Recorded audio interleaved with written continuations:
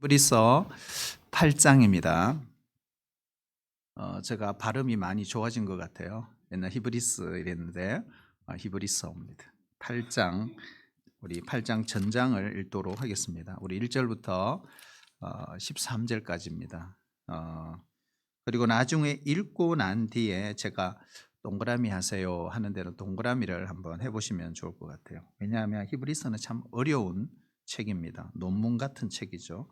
자, 우리 8장 1절입니다. 지금 우리가 하는 말의 요점은 이러한 대제사장이 우리에게 있다는 것이라. 그는 하늘에서 지극히 크시니에 보좌 우편에 앉으셨으니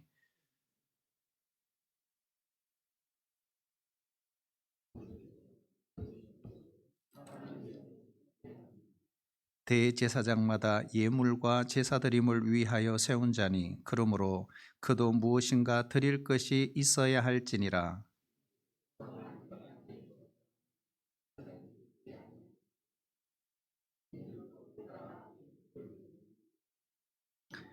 그들이 섬기는 것은 하늘에 있는 것의 모형과 그림자라. 모세가 장막을 지으려 할 때에 지시하심을 얻은과 같으니 이르시되 삼가 모든 것을 산에서 내게 보이던 본을 따라 지어라 하셨느니라.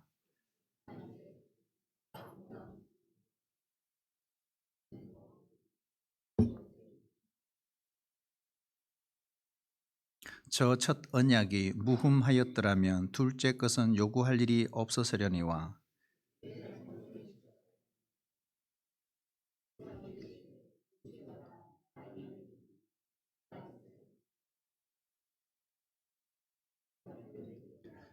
또 주께서 이르시기를 이 언약은 내가 그들의 열조의 손을 잡고 애굽 땅에서 인도하여 내던 날에 그들과 맺은 언약과 같지 아니하도다. 그들은 내 언약 안에 머물러 있지 아니하므로 내가 그들을 돌보지 아니하였노라.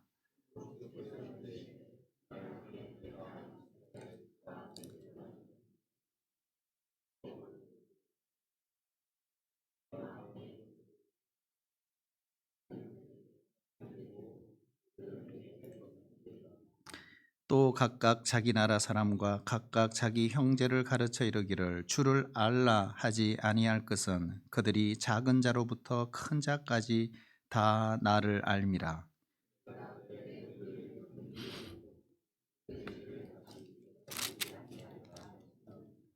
새 언약이라 말씀하셨음에 첫 것은 낡아지게 하신 것이니 낡아지고 쇠하는 것은 없어져 가는 것이니라. 아멘. 자, 우리가 동그라미를 어디다 하시냐면 5절에 보시면 모형과 그림자, 여기에 밑줄이나 동그라미를 해놓으시면 좋죠. 그리고 6절에 보면 더 좋은 약속, 더 좋은 언약, 이걸 체크를 하셔야 됩니다. 그리고 7절에 보면 첫 언약, 신의 산 언약이죠. 그리고 8절에 보면 새 언약 동그라미 하시면 되겠습니다. 그리고 13절 뭐가 있죠? 새 언약 이렇게 동그라미를 하시면 되겠습니다. 입교 받는 아이들하고 공부를 하면서 제가 질문을 했어요. 여러분 성경은 몇 권으로 되어 있습니까? 그러니까 한 아이가 39, 27, 66 이러더라고요. 그래서 분명히 어디서 들은 거예요. 그래 맞아. 잘했어요. 박수. 자, 그러면 성경은 39, 27, 66권인데 우리가 두 권으로 나누면 어떻게 돼요? 그러니까 애들이 알아요. 구약과 신약입니다 이러더라고요. 하여튼 좋은 교회 다니시는. 그런데 너 좋은 교회 다닌다 그랬어요. 자, 그러면 이런 질문했어요. 여러분 구약은 뭡니까? 신약은 뭡니까? 이런 질문했어요. 그러니까 한 아이가 누구라고 말하기는 어렵지만 구약은 오래된 것이고 신약은 새로운 것입니다. 이렇게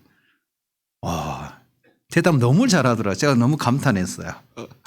그렇잖아요. 이렇게 표현하기가 쉽지 않거든요. 왜냐하면 우리는 늘 교리적으로 이렇게 내가 배운 것에 대해서 이야기를 하거든요. 그런데 아이들 말이 맞아요, 사실은. 그러니까 성경은 구약과 신약으로 되어 있습니다. 그래서 구약을 뭐라 그러죠? 우리는 교리적으로 옛 언약 이렇게 표현합니다. 아이들하고 다르죠?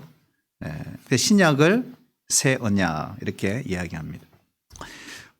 예레미야 31장 31절에도 보면 오늘 그 8장 몇 절에 있느냐 하면 8절에 보시면 예레미야 31장 31절 말씀을 인용하고 있어요. 거기 보면 여호와의 말씀이니라 보라 날이 이르리니 내가 이스라엘 집과 유다 집에 새 언약을 맺으리라. 이렇게 새 언약. 자, 그러면 이미 구약 시대에 이미 새 언약을 약속하셨다 하는 것입니다. 결국 새 언약은 뭐예요? 신약을 주시겠다. 이렇게 말씀을 하셨다는 거예요. 누가 하나님의 백성일까? 두 가지 특징이 있어요. 하나님 백성의 두 가지 특징이 있어요. 첫 번째는 하나님과 언약을 맺은 사람이에요. 하나님과 언약을 맺은 사람. 이런 사람을 언약 백성. 이렇게 표현합니다. 결국 이스라엘 백성이 바로 하나님의 백성이죠. 두 번째는 하나님께 예배하는 자가 하나님의 백성입니다. 우상에게 절하는 자는 우상 숭배자입니다. 반대로 하나님을 예배하는 자는 하나님의 백성입니다. 그러면 이런 질문을 할 수 있어요. 그러면 지금 유대인들은 하나님의 백성일까? 여러분 어떻게 생각하세요? 지금 유대인, 오늘 21세기 유대인은 하나님 백성일까요? 아닙니까? 참 어려운 질문이죠. 왜요? 한 번도 생각해 보지 않았기 때문에. 자, 우리 구약에 의하면 구약에 의하면 이래진 거예요. 유대인이 아닌 사람은 하나님의 백성이 아닙니다. 예를 들면 한국 사람, 미국 사람, 이 사람들은 하나님 백성이 아니에요. 그래서 모든 백성이 하나님의 백성이 되도록 주신 언약이 신약입니다. 그래서 새로운 언약 이렇게 표현을 하는 것입니다.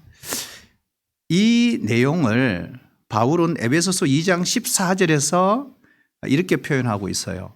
원수된 것 곧 중간에 막힌 담을 자기 육체로 허시고, 따라볼까요? 막힌 담을 허시고. 자, 여기 보면 막힌 담을 허셨다. 결국 유대인과 이방인이냐 유대인이냐 이 구별하는 법을 없애버렸다. 이걸 무슨 법이라 그러죠? 구별법. 그래서 구별법을 없애버리셨다. 누가요? 예수님이. 뭘로요? 자기의 육체로 이렇게 되어 있어요. 자, 그러면 지금도 구약 옛 언약, 그죠? 구약 옛 언약 우리에게 해당될까요? 안 될까요? 어려워요? 무슨 말인지 이해가 되시죠? 자, 다시 한번 질문해 볼게요. 그러면 지금 구약은 옛 언약은 우리에게 해당이 될까요? 안 될까요?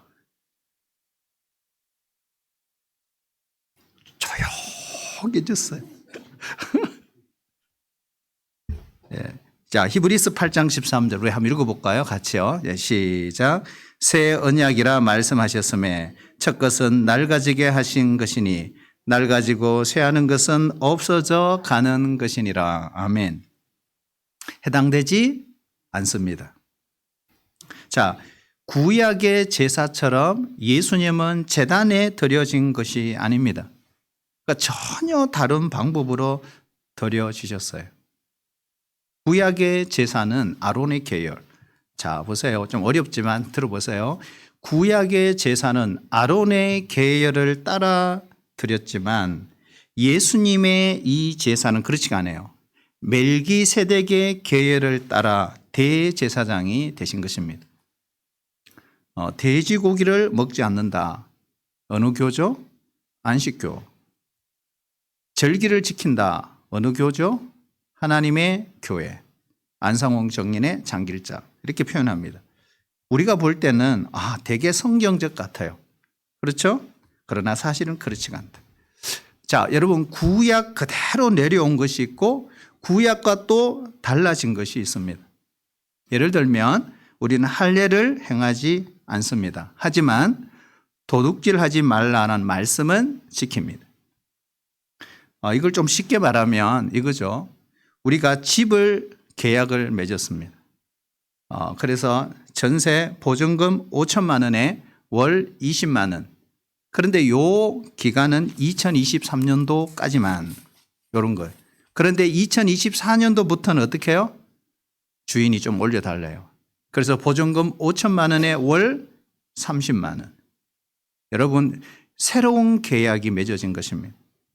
그런데도 여전히 세입자는 옛날 계약 그대로 가져온다면 문제가 있는 거죠. 이걸 우리가 신앙적으로 이단이다 이렇게 표현합니다. 여러분, 히브리서는 초대 1세기 개종한 유대인들, 히브리인들에게 주어진 책입니다.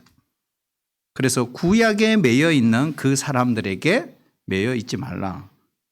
예루살렘에 그들은 붙어 있었어요. 성전에 매여 있었어요.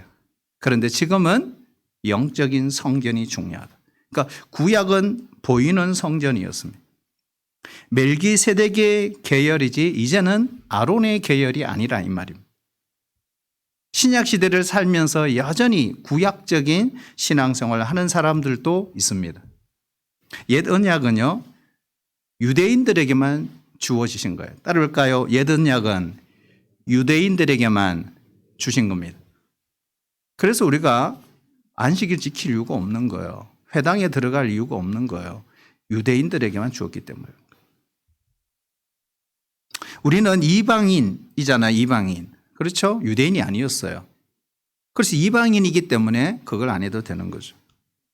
그래서 우리는 구약이 하나도 해당되지 않는다.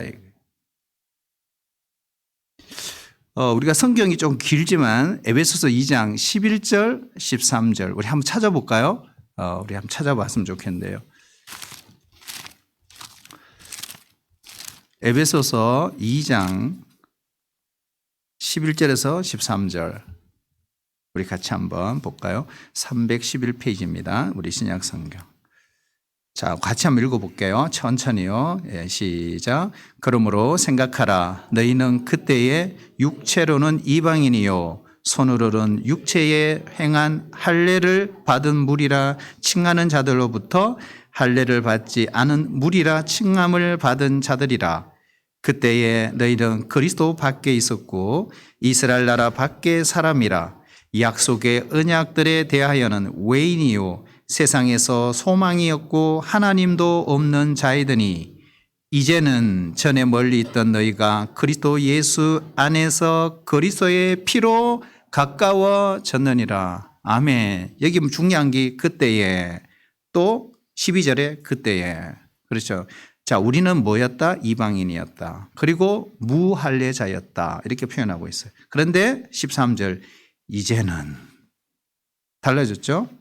그래서 그리스도의 피로 가까워졌다. 이렇게 되어 있어요.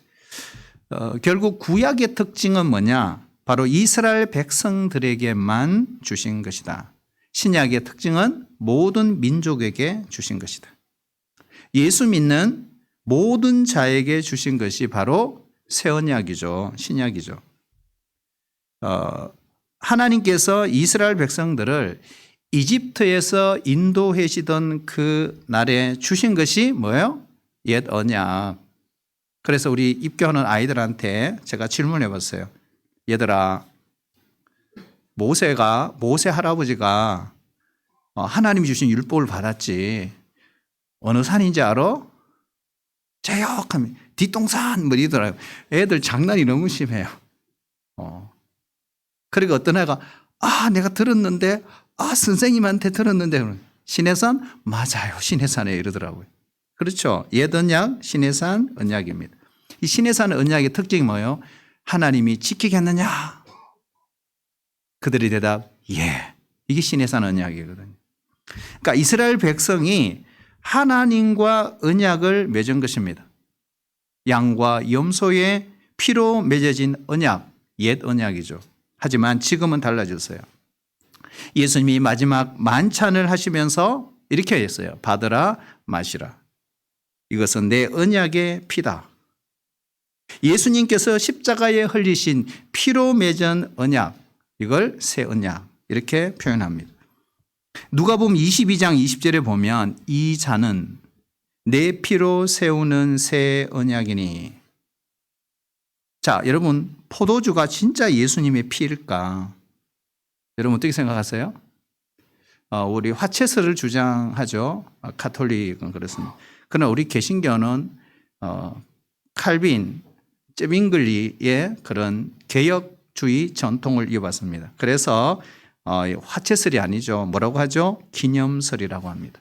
그러니까 예수님 그 십자가의 죽으심을 기념하는 거죠. 그런데 기념할 때 어떤 일이 벌어지죠? 성령이 임하세요. 그죠? 성령이 임하시죠. 그래서 예수님의 그 몸이, 예수님의 그 살이 우리 속에 오면서 생명으로 오는 거예요. 그리고 예수님의 잔을 받을 때 어떻게 해요? 우리 죄가 씻음을 받고, 그죠? 새로운 언약의 백성인 것을 확증하는 시간이 될 수 있다 하는 것입니다. 우리 예수님은 다시 오실 것입니다. 그러므로 믿음으로 우리는 그 피를 받은 것입니다. 여러분, 옛 언약의 유효 기간은 끝났습니다. 어디에서? 십자가에서. 완전히 끝났어요. 그래서 피니시입니다. 테텔레스타이, 끝났어요. 자, 에베소서 2장 16절에 보면요, 바울이 이렇게 표현하죠. 또 십자가로 이 둘을 한 몸으로 하나님과 화목하게 하려 하심이라. 원수된 것을 무엇으로 소멸했다고요? 십자가로 소멸하시고. 이거 중요하죠. 십자가로 두 번이 나오죠. 자, 십자가로 소멸하시고 허시고 폐하시고, 그리고 구약에서 신약으로 넘어오면서 폐지된 법이 있다. 바로 구별법을 완전히 폐지시켰다. 유대인과 이방인들을 구별하는 법이 폐지된 거죠. 이걸 좀 쉽게 말하면 이렇게 표현할 수 있을 거예요. 혈통으로 되는 것은 다 끝났다. 자, 혈통으로 되는 것은 다 끝났다는 거예요. 만약에 폐지되지 않았다면 지금도 우리는 할례를 받아야 합니다. 제사를 지내야 합니다. 절기를 지켜야 합니다. 혈통적으로 유지되는 것은 다 폐지됐어요. 그래서 오늘 히브리서 8장, 우리가 동그라미 쳤죠. 8장 5절을 보시면 뭐라고 표현했죠? 동그라미, 옛 언약은 뭐다? 모형이다. 그림자다. 원형이 아니라는 거예요. 모형으로 세워진 언약이 옛 언약이죠. 처음부터 옛 언약은 완벽하게 세워진 것이 아닙니다. 그래서 모형이다, 그림자다. 이렇게 표현하는 거예요. 하나님이 약속을 주셨어요. 그리고 그 약속을 또 이루어 주신 분도 하나님이세요. 여러분, 지금도요, 우리에게 약속을 주시고 약속을 이루어 가시는 분이에요. 구약의 하나님이 이스라엘 백성들에게 주신 약속을 어떻게 이루셨는지를 보면 지금 우리에게도 어떻게 하실지를 알 수 있어요. 그러면 이런 질문이 나와요. 우리가 구약을 보는 의미가 뭘까? 한번 따라할까요? 구약 성경을 주신 이유. 그러면 구약 성경 왜 필요하지? 구약을 보는 의미가 뭘까? 왜 하나님이 구약을 주셨을까요? 옛 언약인데. 유대인에게만 주신 건데. 그렇죠? 우리하고는 상관이 없어. 우리는 이방인인데. 그런데도 왜 주셨을까요? 이게 너무너무 궁금한 거예요. 왜 주셨을까요? 네, 괜찮아요. 우리는 찾아보면 알 수 있어요. 자, 우리 성경 한번 찾아볼까요? 고린도전서 10장. 한번 찾아볼게요. 고린도전서 10장. 6절 한번 볼까요? 6절 보겠습니다. 고린도전서 10장 6절. 우리 한 5분이면 마칩니다. 고린도전서 10장 6절 같이 한번 읽어볼까요? 시작. 이러한 일은 우리의 본보기가 되어 우리로 하여금 그들이 악을 절겨한 것 같이 절겨하던 자가 되지 않게 하려 함이니. 자, 여기 어디 동그라미 해야 될까요? 본보기. 이걸 다른 말로 거울로, 이 말이야. 거울로. 자, 그런데 중요한 것은 이러한 일이 뭘까? 이러한 일. 1절에서 5절까지 내용이죠. 거기 보면 어떻게 해요? 홍해 지나면서 세례를 받고 신령한 음식을 먹고 신령한 음료를 마시고 했지만 하나님이 그들을 기뻐하지 않으셔서 광야에서 다 죽이셨다. 이렇게 돼 있어요. 너희들이 이걸 본보기로 거울로 삼아라. 그래서 구약 성경을 주셨다는 거예요. 자, 그리고 11절 볼까요? 11절 같이 읽어볼게요. 시작. 그들에게 일어난 이 일은 본보기가 되고 또한 말세를 만난 우리를 깨우치기 위하여 기록되었느니라. 아멘. 참 기가 막힌 말씀이에요. 여기 보면 여기도 동그라미 어디요? 본보기. 그리고 두 번째요. 깨우치기 위하여. 경계하기 위하여. 이런 말이죠. 그래서 그들에게 일어난 일, 이게 뭐예요? 그 앞에죠, 앞에. 그래서 7절부터 10절까지 어떤 내용이죠? 우상숭배, 또 음행, 하나님을 시험하고 하나님을 원망하고 이거예요. 이런 내용을 쭉 기록하고 있어요.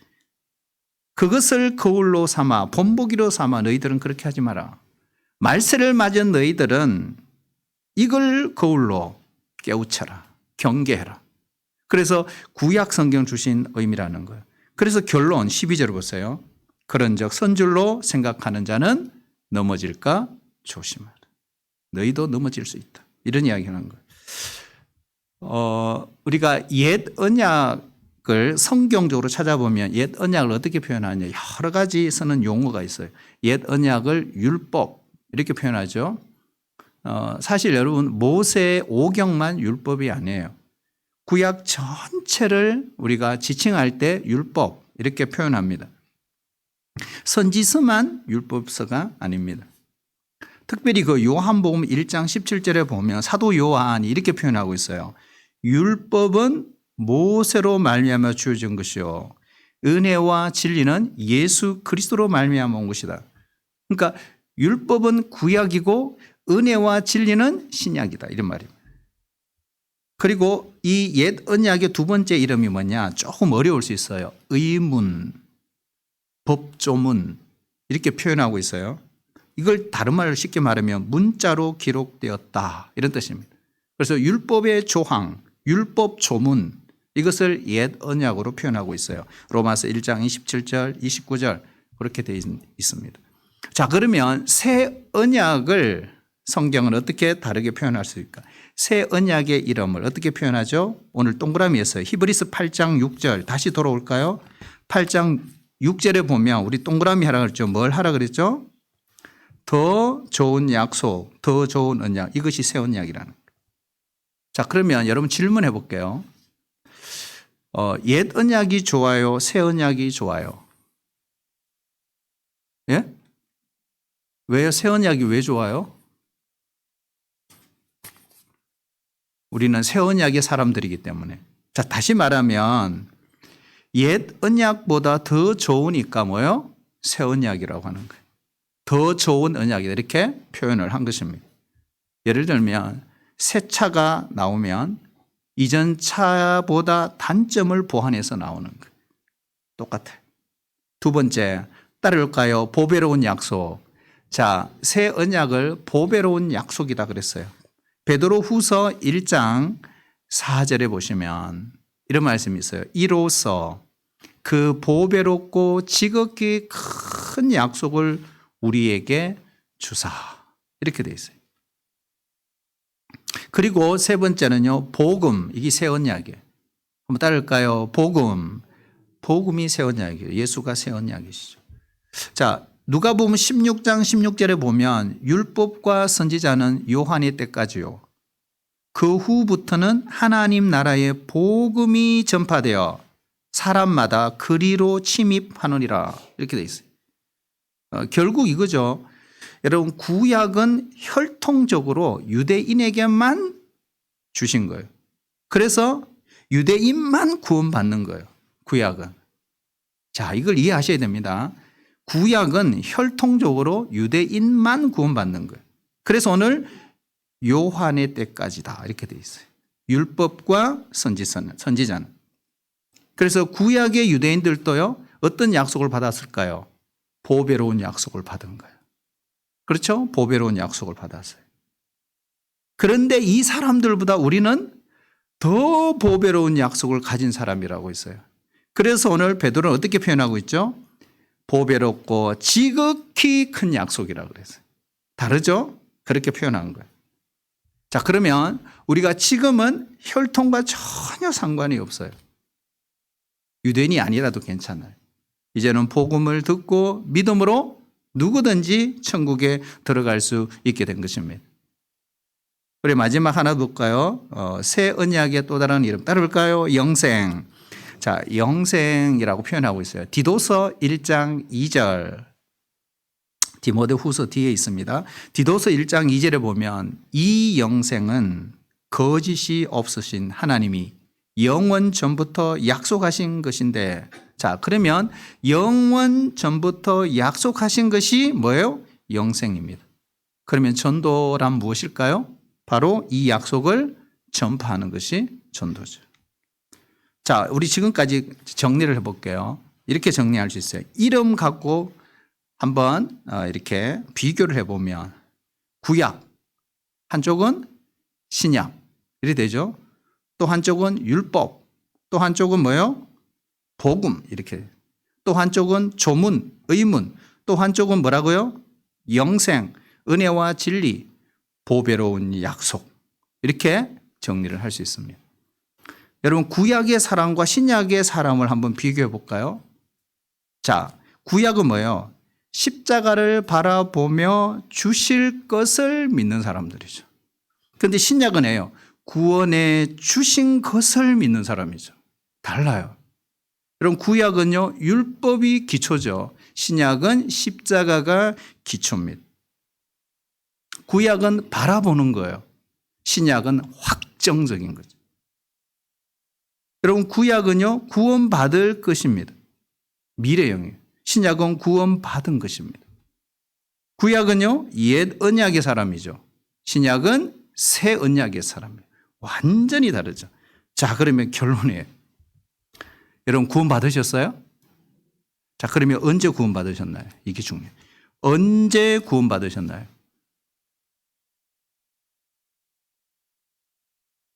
네? 언제 구원받으셨나요? 딸까요? 언제든지 구원받을 수 있어요. 언제든지. 우리가 요한복음 5장 24절. 여러분 외우시죠? 요한복음 5장 24절. 우리 같이 한번 외워볼까요? 시작. 왜 이랬어요? 이러시면 섭섭해요, 진짜. 이 구절을 못 외우신다고요? 야, 같이 우리 요한복음 5장 24절 같이 보시면서 외우시면서 같이 해볼까요? 시작. 내가 진실로 진실로 너희에게 이르노니 내 말을 듣고 또 나 보내신 이를 믿는 자는, 그 다음 중요하죠, 영생을 얻었고 심판에 이르지 아니하나니 사망에서 생명으로 옮겼느니라. 다 과거형입니다. 자, 여러분 어떻게 구원받죠? 예수님이 하신 말씀이 구원받는 방법 분명히 이야기해줘. 어떻게 해요? 어떻게 받으면 되죠? 자, 복음을 듣고, 첫 번째 복음을 들어야 돼요. 그죠? 두 번째요, 들었으면 믿어야 돼요. 듣지만 못 믿는 사람 많잖아요. 복음을 듣고 복음을 믿는 자는 어떻게 해요? 영생을 얻을 것이고, 얻었고, 미래형이 아니에요. 죽어서 가는 게 아니에요. 지금 받는 거죠. 그렇죠? 얻었고 심판에 이르지 아니하니 사망이 생명으로 옮겼느니라. 과거형. 이미 다 끝난 거예요. 확정된 거예요. 그래서 우리의 구원은 만세전에 바로 예정하시고 십자가에서 확정이 되어버린 것입니다. 옛 언약의 사람인가요? 새 언약에 속한 사람인가요? 구약적인 믿음을 가진 사람인가요? 신약적인 믿음을 가진 사람인가요? 구원은 따를까요? 구원은 십자가에서 이미 완성됐습니다. 구원 받을 것이고가 아니에요. 구원 받을지 못 받을지 몰라 이것도 아니에요. 확정된 거예요. 그래서 우리는 복음을 듣고 깨달아 그 주님을 받아들이면 구원에 이르게 되는 것입니다. 그것이 바로 뭐예요? 십자가의 능력이죠. 우리 모두 이 구원에 이르고 이 십자가의 능력이 내 것이 되고 내 삶이 되고 내 안에 육화되는 그런 역사가 일어나기를 축복합니다.